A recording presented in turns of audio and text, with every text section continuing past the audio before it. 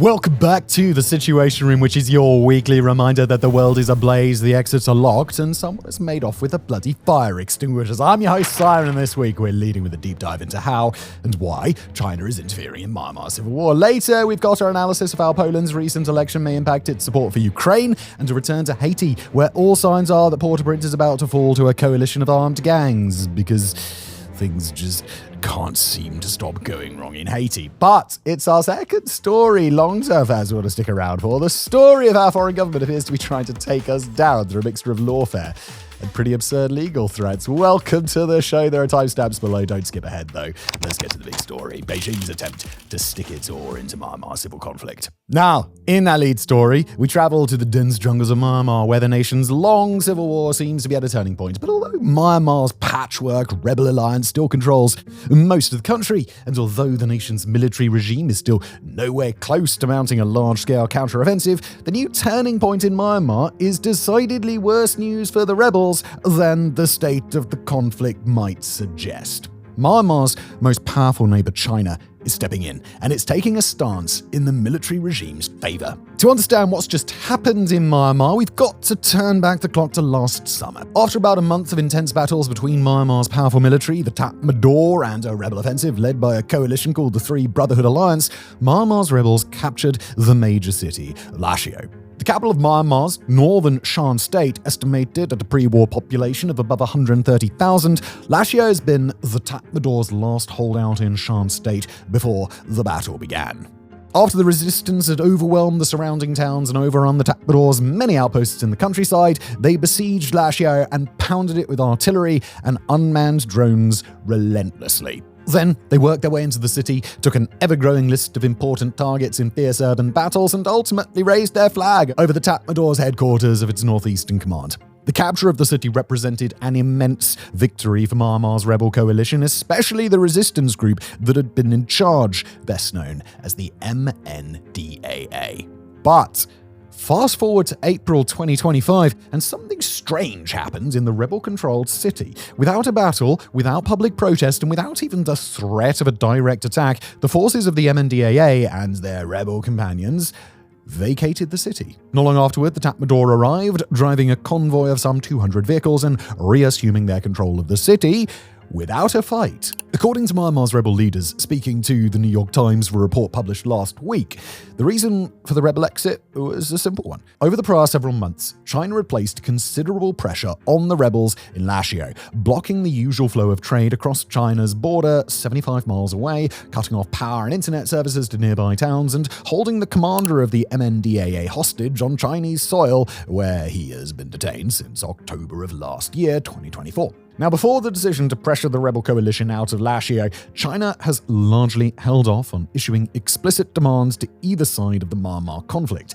But since the fighting ramped up about 5 years ago, and long before that in Myanmar's history, China has kept very close tabs on its smaller neighbor. Unlike many nations around the world where a civil war might be turned into a proxy conflict between minor powers, Myanmar is entirely in China's sphere of influence. That dynamic works in much the same way that a hypothetical insurgency in northern Kazakhstan would, for all intents and purposes, be Russia's business, or in the case of a hypothetical insurgency in Canada, America would be the major power with the most influence by far over whatever was happening there. And although China hadn't gone as far as to demand territorial handovers in Myanmar before this April, the rising superpower had taken a very active role in managing both sides of this conflict. Where the military regime is concerned, China has provided weapons, supplies, military support, and economic aid while cultivating a range of strategic mega-projects of its own, built and managed by China on Myanmar's soil. At the same time, China has also funneled weapons and maintained close contact with the Myanmar insurgency and declined to officially recognize Myanmar's military takeover for years.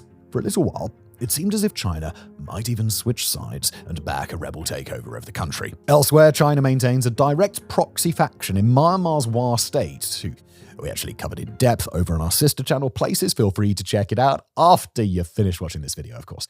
Now, recently, Chinese mercenaries have started playing a more active role in protecting China's interests in the country, even showing up on airplanes to land in the middle of heavy fighting in some cases. As for what China wants in Myanmar now, and what it's hoped to achieve by pushing the rebel coalition out of Lashio, it helps to have a clear understanding of China's priorities. Specifically, as difficult as this may be to believe, China doesn't particularly care who wins the war. Sure, a Tatmadaw victory comes with a few benefits and a few costs for China, depending on the circumstances and what happens after, and as of now, Beijing has made it clear that the regime is not allowed to fall because of the instability that a regime collapse would bring with it, based on the security crisis that would follow if the regime collapsed right now. But if the identity of the civil war's ultimate winner is even written onto the list of things Beijing cares about, then it's certainly near the bottom of that list. Among China's higher priorities are the security of its 2,100-kilometer border, the safety of a very expensive and strategically critical oil and gas pipeline that runs through Myanmar for 2,500 kilometers, and the confidence that Western influences aren't at work on Myanmar's soil. And when it came to the decision to push the rebels out of Lashio, it was that second item on the list that apparently motivated China's thinking. In the areas around Lashio, the autonomous forces of War State are able to lock down large sections of the border, but they're not able to protect China's pipelines or its other infrastructure projects in that area. Lashio, in particular, is not far from where that massive oil and gas pipeline enters the country before starting its long journey toward the Indian Ocean. As a recent report by The Economist points out, that pipeline is especially important because it's one of the only ways for China to receive oil and gas shipments without those shipments traveling through Indonesian waters, and particularly the Strait of Malacca. As The Economist writes, and we'll quote them here, if China and America ever went to war, it would become a critical economic lifeline. Now, the decision to force the MNDAA out of Lashio has been accompanied by a parallel initiative to get other rebel groups to vacate areas that they control. The Ta'ang National Liberation Army, a key partner of the MNDAA, says that it's resisting China's efforts to push the group out of 5 towns that China has deemed too important to host conflict. Quoting the group's general secretary here, who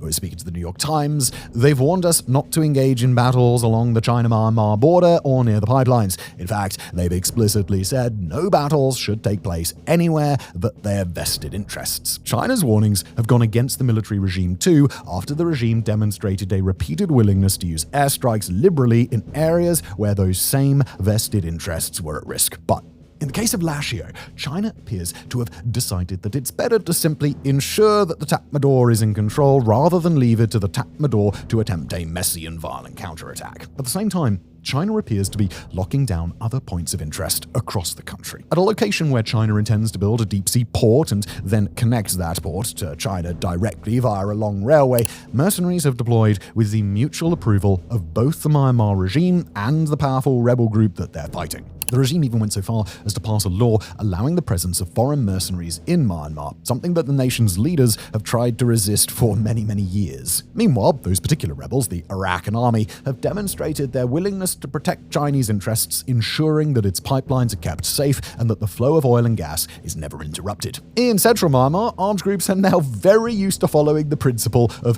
don't attack China's after those groups whose weapons and ammunition largely flow to them from China via proxies have watched weapons shipments dry up as punishment for prior infractions. In the same northeastern areas where China has forced the rebels to withdraw, internally displaced refugees now set up their camps as close to the pipelines as possible, knowing that every party to the conflict will do everything in their power to avoid angering Beijing. So, the decision by Myanmar's rebels to acquiesce to China and abandon the hard-fought city of Lashio isn't exactly an indicator that China is coming down on the side of the Tatmadaw.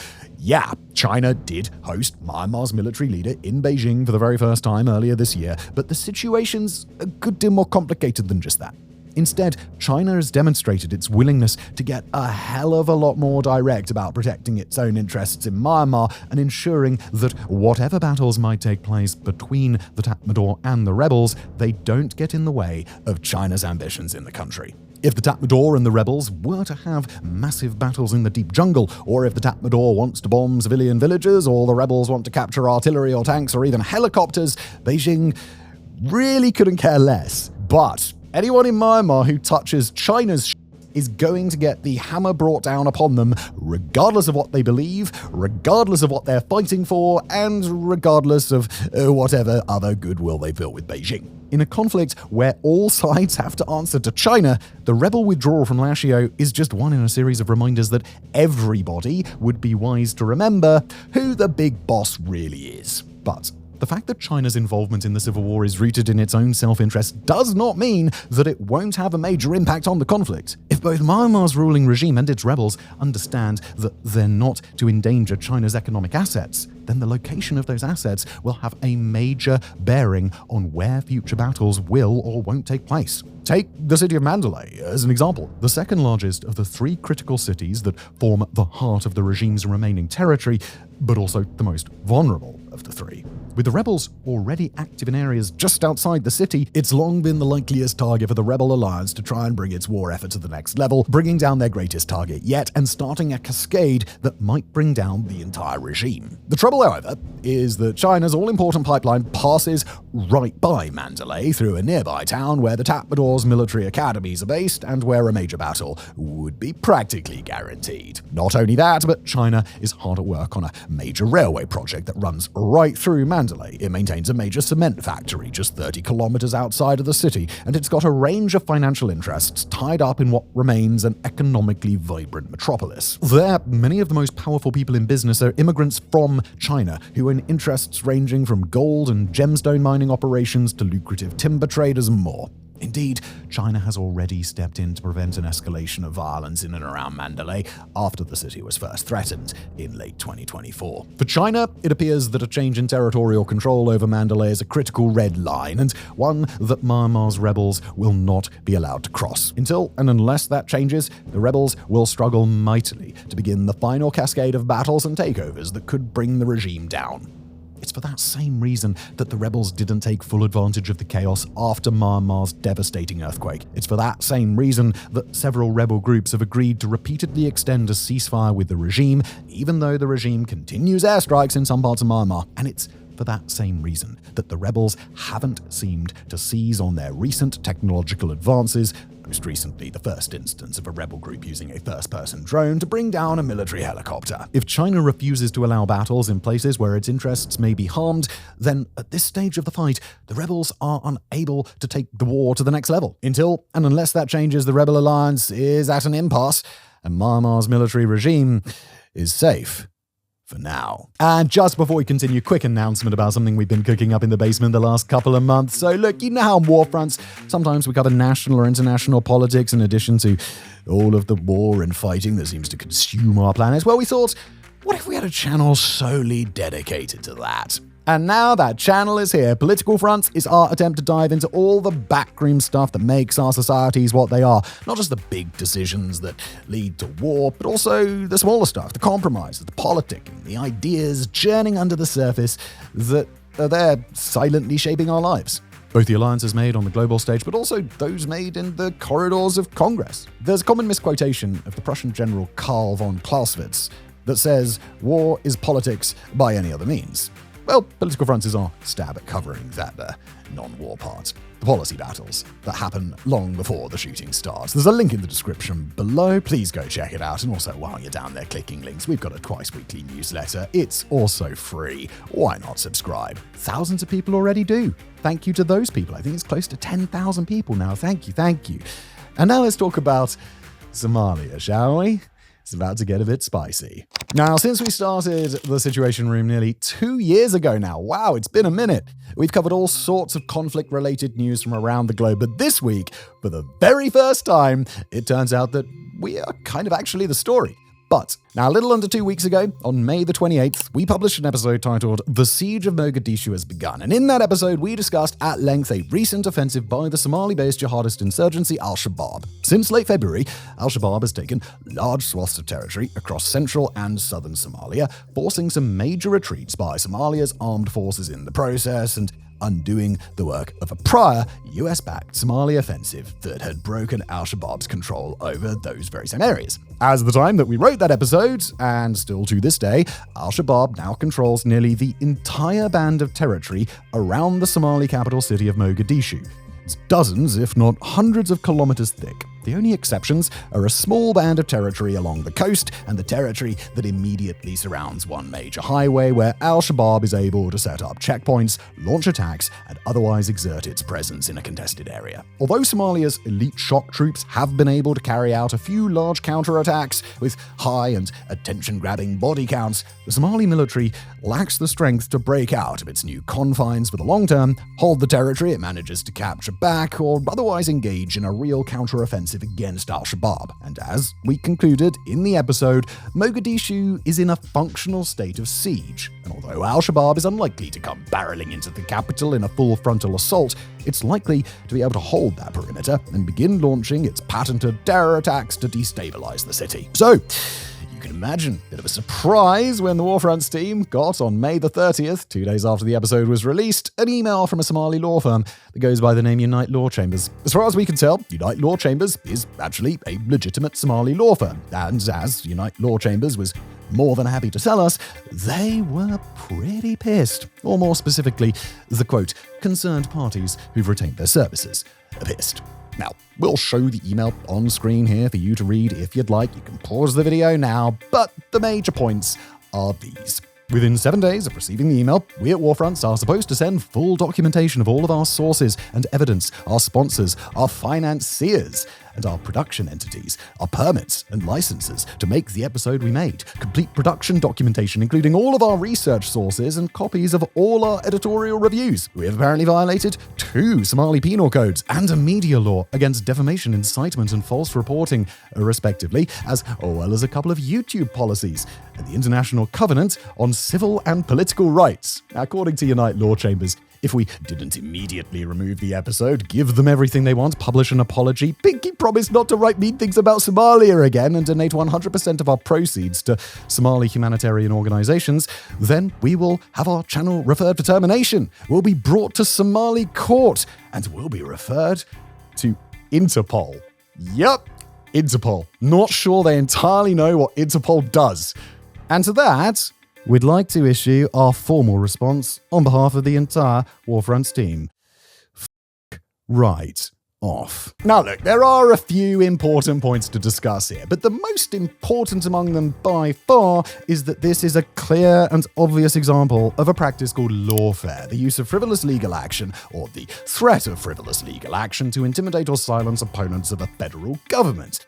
Now, to be very clear, we here at WarFronts are not, never have been, and do not intend to be opponents of the Somali government. But apparently, Mogadishu disagrees. Lawfare-style attacks are on the rise all across the globe, relating to coverage of all manner of global conflicts and political issues, and they're used against media organizations, individual journalists, advocacy groups, and other groups that these governments hope that they can harass or intimidate into silence. Quite frankly, we didn't think we were big enough yet to draw these sorts of attacks, but it's very nice to be noticed, and we figured that since we're drawing our viewers' attention to media suppression and other acts of intimidation by governments across the globe in our prior coverage, we should probably let you all know when the same thing happens to us. But let's talk about this complaint specifically, shall we? Which we would wear as a badge of honor if not for the fact that the first lawfare attack against us was so terribly thought out. Now, the problems with this particular complaint could easily fill an episode on their own, but for the sake of time, let's run through the big ones, shall we? Now, we here at WarFronts, we're not based in Somalia.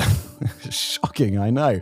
We don't operate in Somalia, and critically, we're not subject to Somalia's penal codes or media laws, neither of which have any jurisdiction over media outside of Somalia. We also weren't planning to go to Somalia anytime soon, and we certainly won't be going there now, although we do have a sneaking suspicion that if we presented this letter during a visit to autonomous Somaliland, we might end up getting a very warm reception. Our coverage is most certainly not a violation of the International Covenant of Civil and Political Rights. Not only is that a covenant that only governments can violate, not a government, but our episode is neither propaganda for war nor advocacy for hatred. These are the acts that are described by Article 20, which we've supposedly violated. Now, we could, of course, accuse Somalia of several violations of Article 19, which protects individual rights to freedom of expression and the right to hold opinions without interference, but that's a conversation for another day, isn't it? And while the threat to refer us to Interpol gave us a bit of a laugh, it's just about the emptiest threat that this law firm could have possibly made. Interpol doesn't care about Somalia's hurt feelings, but they do take some offense to having their good name waved around as a threat to try and intimidate media groups. As for the threats to take action against us here on YouTube, well, let's just say I'm quite familiar with YouTube's community guidelines these days. I've been doing this a minute, and look, we're pretty confident we haven't violated those either. And just in case we haven't yet made ourselves absolutely clear to the good people of Unite Law Chambers, and just bear with me here as we address them directly. Your invocations of international law and law enforcement, they're not credible, they're goofy. The idea that you could demand that we send you our revenues directly, that's not a thing. And until you actually name a, quote, recognized Somali humanitarian organization, we're going to assume that this is a euphemism that means your personal Cash App account, allegedly. You failed to identify any actual statements we made in the episode that would qualify as any of the violations you've mentioned. You're claiming defamation, but failing to identify either the actual defamatory content in question or the actual party who's been defamed. You're threatening criminal prosecution for civil offences while still demanding a civil remedy and citing elements of YouTube's policies that have no bearing on the situation. You're also very bad at using colons, semicolons, and even periods. You didn't spell our channel's name right on either of your attempts, and when you listed our 9 required actions, you listed number 4 twice. Not only did you not send a proper printed letter or file anything in court, but you didn't even have the decency to put it in a PDF, meaning that you also missed the opportunity to get us to download something and possibly get us to download some sketchy virus. We would have put it past you, allegedly. And we did notice the suspicious flood of comments backing the Somali government and claiming that everything's fine, coming from obvious throwaway accounts and reusing the same small handful of talking points at incredibly high volumes. We've covered Russia, we've covered Iran, we've covered China, and we know when we're dealing with content that's been troll farmed. Quite frankly, and with all the love in the world, you just ain't very good at this. Okay, so returning to our larger audience here at WarFronts, we would hope that it goes without saying that we stand firmly behind our work, both as it pertains to Somalia and as it pertains to the other conflicts that we've covered on this channel. As we've said on this channel before, and we will say it again, our role is not that of a journalist. We're a small operation. We don't have reporters on the ground in Somalia or anywhere else, and we neither claim to break news on these conflicts nor have any intention of doing so. Instead, we rely on the fantastic reporting of highly reputable outlets, and particularly of the journalists who put themselves at risk in covering these conflicts. In this case, that includes reporting not only by a range of established and reputable war monitors, but independent Somali news organizations that dedicated media evaluators have found to be reliable. We do 2 things here at WarFronts. We synthesize information that a variety of sources have reported on, and we do analysis once we've done the work of putting together a fuller picture. Certainly, anyone watching our content, you are more than welcome to disagree with that analysis. For example, we see Al-Shabaab take enough territory to form a near perimeter around Mogadishu that the Somali armed forces can't meaningfully disrupt. We add the context that Al-Shabaab is working to take over all of Somalia and establish a caliphate, and we deduce that for all intents and purposes, the city of Mogadishu has entered a state of siege. Perhaps that was a fair deduction, perhaps not, but at no point does that analysis become a violation of international law. And let's call a spade here.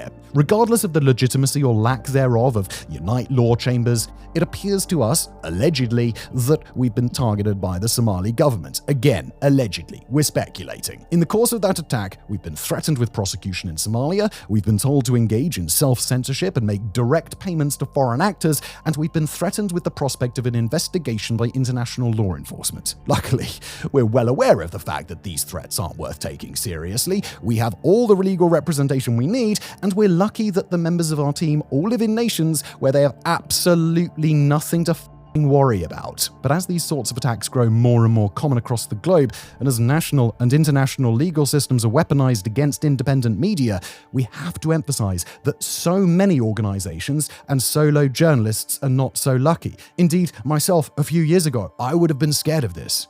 But now I feel confident enough to say f you. For the WarFronts team, this specific incident's little more than a funny story to tell the grandkids one day, but the larger problem is deadly serious, and if current trends around the world hold steady, then we can expect to be talking about lawfare attacks like these all the more often. Also, just because we thought it would be really funny to make some money off of this we've got a t-shirt. I wish I had it on me, but I made it yesterday. It's up for sale in the merch store, and it says WarFronts, proudly defying the Somali penal code since 2025. I would love it if you bought a t-shirt to support us. Thank you so much.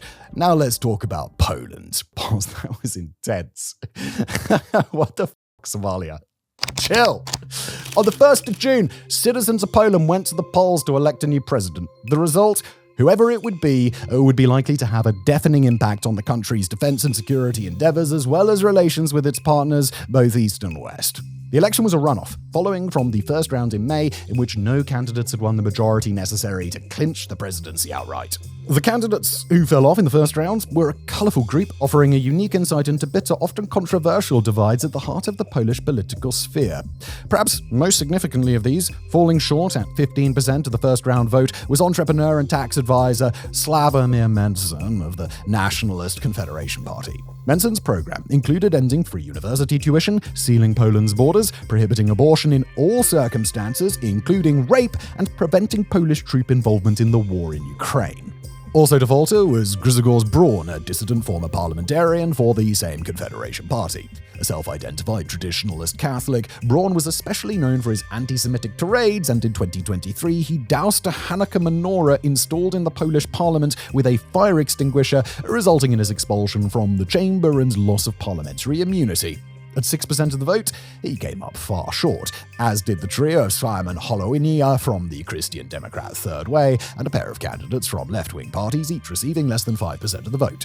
That left only two candidates to contest the runoff: historian Karol Nawrocki for the right-wing Law and Justice Party, and Rafał Trzaskowski, the mayor of Warsaw, for the Liberal Civic Platform Party. Trzaskowski may have looked toward the election with much optimism. Opinion polls before the election consistently held him as the favourite, and he, unsurprisingly, won the first round with 31%. With that said, his first round victory was hardly a trouncing, with Nawrocki having come an ominously close second at 29% of the vote, and the close margin would prove telling. After runoff voting got underway, preliminary results appeared to point toward victory for Trzaskowski, who took to a podium in Warsaw in front of a jubilant crowd and declared, "Ladies and gentlemen, we won. Although I think this phrase will forever enter the Polish language and political arena on a razor's edge." But he would be made to eat his own words. The results swung round at the 11th hour, ultimately showing a 50.89% of the vote for Nawrocki and 49.11% for Trzaskowski, with a turnout of a little under 72%. Early on June the 3rd, Nawrocki was declared the election winner. And just like that, Poland exchanged its hard-right President Duda for the extremely hard-right Nawrocki. So, what does this mean for the geopolitics of the region, and specifically the war in Ukraine? Well, possibly quite little, at least in the short term, since true power continues to lie, above all, with the Civic Platform, which has controlled the Polish government since late 2023. Following the December parliamentary elections that year, Law and Justice remained the single largest party of an available 460 seats in the Polish parliament, or Sejm. But they were nonetheless outseated by the Civic Platform's electoral alliance with the Third Way and the Left, which collectively secured them 248 seats and a House majority. The prime ministership passed to Civic Platform's chairman Donald Tusk, the pro-European former president of the European Council, who'd previously held the role of head of government in Poland from 2007 to 2014. The bedrock of the Civil Platform's defense policy includes NATO membership for Poland and bilateral cooperation with the United States, as well as continuing support for Ukraine through military and humanitarian means. Shortly after the 2023 election, Poland's defense spending grew to $38 billion, or 4.2% of GDP, with further plans to increase spending to 5% GDP. And in March of 2025, Tusk announced the introduction of military training for all men in Poland, promising further details along the line, with the aim of reaching a standing Polish army of 500,000 soldiers, including reservists. Civic Platform's militarizing and support for Ukraine doesn't deviate much from the preceding policies of Law and Justice, which held power for 8 years, going into the 2023 election, including the first 18 months of the war. It was under Law and Justice that Poland became a haven for millions of Ukrainian refugees and simultaneously became one of the most important supporters of the Ukrainian war effort. According to the Polish Ministry of Defense, military aid for Ukraine reached $3 billion before the election, including the provision of around 300 T-72, PT-91 and Leopard A4 battle tanks, MiG-29 fighters, surface-to-air missiles and Crab howitzers, amongst others. So, while Law and Justice and Civic Platform have tussled for power in Poland in recent years, and their policies domestically and with regard to the EU diverge on multiple key fronts, their positions on defense and on Ukraine have appeared to generally coalesce. But is that still the case? You see, the nearly 40 months of war have led to weariness in Poland, directed, in some cases, towards the Ukrainians, some of whom have complained of rising antipathy and abuse in their new home. Pressure groups like It's Not Our War set up billboards and online campaigns in the country, urging Poland to limit its engagement or end its supporting role in the war outright. And the fatigue has made its way into the political arena too. Sławomir Mencen, for example, stated that Poles must stop letting Ukraine treat them as suckers instead of partners and urged a deal with Putin to bring the war to an end, something that would have been unthinkable in the earliest stages of the war. And Grzegorz Braun, in a characteristic diatribe against symbols in the parliament building, demanded the removal of a Ukrainian flag from the same chamber. But more importantly, where does Poland's president-elect stand on all of this? Well, generally, the position of the Law and Justice Party is to continue the support for Ukraine, and Nawrocki hasn't, until now, deviated much from this, having expressed support for Ukraine's sovereignty and resistance to Russian aggression. However, Nawrocki opposes the admission of Ukraine to NATO outright. Immediately after the first round of the election, he signed an 8-point declaration which included a pledge to block Ukraine's would-be NATO accession in a move heavily criticized by the Civic Platform and seen by many as an attempt to inherit Sławomir Mencen's vote base ahead of the second round. Moreover, Nawrocki, a historian with a keen patriotic focus, has a particular bone to pick with Ukraine because of a long-standing grievance between the two nations, the 1943 Volhynia massacre. The event took place during the Second World War when Ukrainian nationalists, allied with the Nazis, killed around 100,000 Poles in what was then Eastern Poland, now Western Ukraine. Some of the main ideologues behind the massacre remain glorified in Ukraine to this day, and although the issue took a back seat in the early stage of the war, it became more pervasive as time passed and Polish war weariness rose. Nawrocki is also a supporter of Donald Trump, whose non-committal position on the war could be a blueprint for the Polish president's own decisions moving forward. This could prove trouble for Tusk and the Civic Platform in their attempts to carry support initiatives through Parliament. Under Poland's political structure, the powers of the government can be hindered by the presidential veto, a power which was routinely exercised by the incumbent president, who until June 2025 was Law and Justice's Andrzej Duda. To override the veto is possible only with a 3/5 parliamentary majority, which the Civic Platform, even through its electoral alliance, didn't quite attain. Not only that, but it is the president, not the prime minister, who assumes the role of commander-in-chief of the armed forces, playing, therefore, a key role in defense and foreign policy. Duda, for his part, held strongly to supporting Ukraine, though he regularly shot down domestic policy initiatives put forward by Tusk, including a proposed commission to investigate Russian influence in Poland. Nawrocki may not stay his hand on even more biting matters, and the result may well spell trouble for Tusk, but perhaps, especially, for Ukraine. While an outcome where Warsaw stops supporting Kiev in its defensive war against Russia remains extremely remote, an outcome where Poland becomes a major headache for post-ceasefire Ukraine, well, that just got a whole lot more likely. And finally, we jump across the globe to turn our attention to Haiti. There's a psychological shift when a capital falls to the enemy.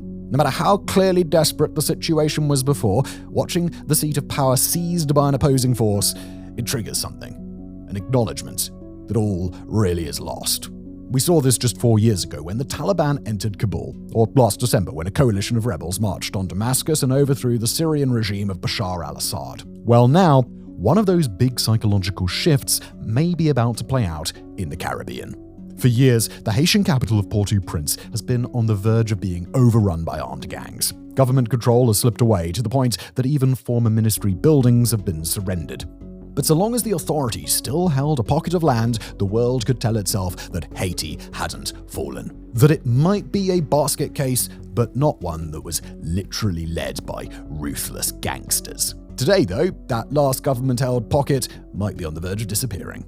At the beginning of June, the Financial Times filed a report from the wealthy suburb of Pétionville, where the last remaining authority, the Transitional Presidential Council, is holed up. Their conclusion? Pétionville is about to fall. Having overrun the rest of Port-au-Prince, the gangs have laid siege to this last suburb. The police have all but evaporated, leaving the commune's defense in the hands of an ad hoc group calling itself Du Sang 9. Here's how The Economist described that group. We'll quote them here. It is all that stands between the gangs and the Prime Minister's office. The FT's report from the scene spoke of an atmosphere of anxiety, of piles of trash burning in the streets, and a sense of impending collapse. While no one quite said the words, "the fall of Saigon," it's certainly what the piece invoked. And that's a big deal, because if Haiti's armed gangs manage to overrun Pétionville and overthrow the council, the effects won't be confined to this one wealthy suburb. Instead, the ripple effects of a gangster takeover will likely be felt across the whole of the Americas. Now, if you've only been vaguely following Haiti's collapse, you might now be wondering something along the lines of, hang on a minute, wasn't there already a recent military intervention? I mean, what happened to that thing? To which the answer is, yes, there was, and also, it basically failed. Authorized by the UN in October of 2023 and funded by the United States, the Multinational Security Support Mission was supposed to be Haiti's ticket to stability. As envisaged, a force of 2,500 well-trained and highly armed policemen led by Kenya would descend on Port-au-Prince, secure key roads and sensitive sites, and at least allow the free movement of supplies in and out of the city. Instead, the entire deployment wound up being about 800 men. 800, lacking helicopters and adequate funding, tasked with taking on 12,000 gang members and securing a city of 2.5 million people. That is the very definition of an impossible task. As a result, following some early successes, the MSS troops have mostly retreated to their base, the airport only rarely venturing out. And with Haiti's national police either melting away or taking bribes from the armed gangs, that has left Port-au-Prince with no visible security. Today, the capital looks like something from a dystopian sci-fi film, Escape from New York or something, but with better weather. The roads out of the city are blocked, controlled by armed groups. The port and airport are effectively non-functional. The only way in is by helicopter. Schools are closed, hospitals have been sacked and burned, and the streets are pocked with bullet holes. Food prices have skyrocketed, fresh water is scarce, and public sanitation just non-existent. And then there is the incessant, random violence. Now, if you routinely watch this show, The Situation Room, you'll likely know these depressing statistics by heart. However, 7,000 Haitians were killed in gang violence in 2024, how the UN recorded another 2,666 murders in the first 3 months of this year alone, a 41% increase on the previous quarter, how sexual violence against women and girls is off the charts. You may also be familiar with the ways people try to poo-poo such grim stats. Under almost every video we publish on Haiti, at least one person comments something along the lines of, 7,000 murders in a year? That's nothing compared to South Africa. But the difference, of course, is that the Haitian population is barely a sixth of the South African population. While the South African murder rate was a grim 42 per 100,000 in 2024, Haiti's was 62 per 100,000. Should this year's trend continue, the 2025 murder rate could be as high as 91. By comparison, the US homicide rate, that's around 6 per 100,000. And let's not even talk about Europe. Haiti's level of violence, then, is just orders of magnitude worse than anything seen in other nations with high homicide rates like Honduras, Mexico, or even Ecuador. And Ecuador's gang violence is so bad that the country declared itself in a state of internal armed conflict. Violence in Haiti is also getting worse in part because the gangs are spreading their control beyond the capital. The agricultural region of Artibonite is now so dangerous that few farmers are able to safely grow crops, following a massacre in Petite Rivière last fall that killed maybe 150 people. On the road toward the Dominican Republic, the key town of Mirabelais has been seized. Here's how analyst Raymond Lecoeur-Grandmaison recently described the gang's growing reach to the Miami Herald. The territory of the capital and more of the country is made up of hundreds of turfs, controlled by self-defense brigades on one side and gangs on the other, creating a mosaic of strongholds, each led by a strongman, end quote. The result of this rapid expansion has been 1 million people forced to flee their homes, equivalent to maybe 1/10 of the population, as well as 5.7 million people being pushed into emergency levels of hunger. Things are so bad that parts of the country now rank alongside Sudan and Gaza in terms of catastrophic levels of food insecurity. Meanwhile, the interim government, the 9-member Transitional Presidential Council, does nothing. Well, nothing useful at any rate. Its members seem perfectly happy scheming and plotting against one another, trying to score political points and enrich themselves. Not so much fiddling while Haiti burns, as rather bickering among the smouldering rubble. As former Prime Minister Claude Joseph told The Economist, quote, the council is a transitional authority that controls nothing. Meanwhile, gang members freely post videos to social media of the members playing football with the severed heads of their enemies. Now, to be fair to the council, some of its members are trying to give the impression of mounting a fight back. For months now, specialists connected to the founder of Blackwater, Eric Prince, have been flying drones armed with explosives into gang territory in the aim of taking out their leaders. But as the Wall Street Journal explains, quoting them, the hundreds of people killed in those explosions since February don't include any gang leaders, human rights organizations said. End quote. Overall, it's thought today that 300 people have died in these government drone strikes, adding to the general sense of chaos gripping Port-au-Prince. Although that doesn't mean the attacks are unpopular with the general public. As Pierre Esperance of the National Human Rights Defense Network told the Journal, quote, "What else should we do? Wait for the gangs to come to us and kill us?" Speaking of the gangs, well, that might be a good time to try and explain what they actually want, because it's not at all clear that even they really know what they want.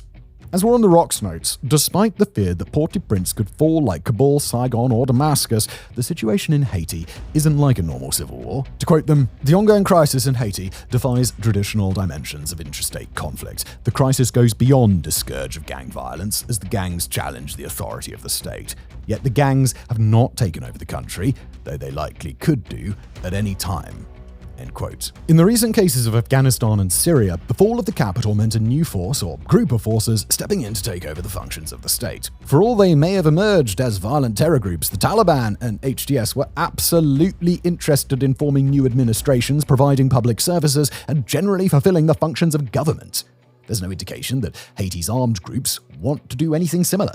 Instead, War on the Rocks theorizes that they want to be integrated by the government, given fancy titles and access to opportunities for corruption, as well as a say in the nation's future, but without any of the hassle that comes with, running a country. Remember, these gangs were originally created decades ago by Haiti's elite, built up with money and weaponry by powerful politicians and businessmen as a way to protect their own interests and damage those of rivals.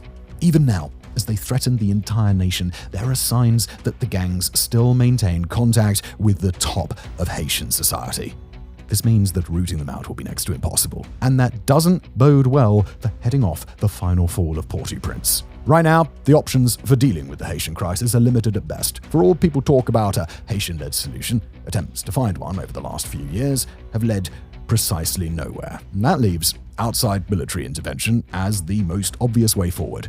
Yet for all nations like the United States continue to push for boots on the ground, the sad reality is that after Kenya's debacle with the MSS, no one wants to lead such a mission. Now, theoretically, this shouldn't matter. A vote in the UN Security Council should be enough to authorize a deployment of blue helmets to combat the gangs. But Russia and China seem content to veto any resolutions on Haiti on the basis that it's great fun to see a crisis unfolding a mere 2 hours flight from Miami. As an alternative, Washington is trying to persuade the Organization of American States to instead intervene. But the OAS has no experience with peacekeeping, and no one seems willing to commit troops. The White House has no interest in leading a military force into Haiti. Brazil was burned by its own experiences leading the last UN mission, and other regional powers like Colombia have too many internal problems to think of adding fixing Haiti to their to-do list. The only other option, then, is doing nothing, to wash our hands of the problem and leave Haiti to sort itself out. But no one seriously thinks that letting Haiti become a North American Somalia is anything but a bad idea. An exporter of instability that could cause problems not just for its immediate neighbors like the Dominican Republic, but for the entire Caribbean region and perhaps even the United States. And so we end this segment back where we started, with the last government holdout in Haiti's capital on the verge of falling. With a possible major geopolitical shock on the horizon and a crisis that everyone agrees we need to do something about, but without being able to agree on what that something should be. Lost amid all the worrying and the hand-wringing are the people of Haiti themselves. Terrorized by sadistic gangs, racked by hunger, unable to fight back or flee or do anything but try to survive an increasingly desperate situation. One in which seemingly no one is coming to help. The Haitian capital may fall in the coming days or weeks, but if it does, it will just be the start of a new chapter in this overlooked crisis, one that could have profound knock-on effects for all of us. And that is the end of a rather spicy Situation Room. Thank you for being here.